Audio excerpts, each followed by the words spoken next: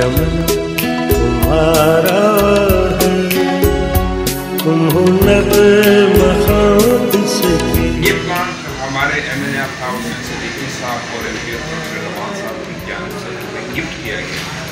अच्छा, इसकी अहमियत का अंदाज़ा हमें तब हुआ जब बिजली मुनक़ता हुई 20-25 दिन के लिए। इतने हम लोगों के रिएक्शन देखे, हमने लोगों के फ़ोन आते थे, यूसी ऑफिस में कंप्लेन आते थे कि लाइट पावर प्लांट बंद है। लेकिन बाद में शुक्रिया है कि मैंने आफ्ताब से सिद्दीकी साहब रहमान साहब की काविशों से वापस खुल गया और आज अल्हम्दुलिल्लाह फिर से ज़बरदस्त तरीके से चल रहा है। आफ्ताब तुमसे है, ये फ़ज़ा तुम्हारी है, बहरों पर तुम्हारे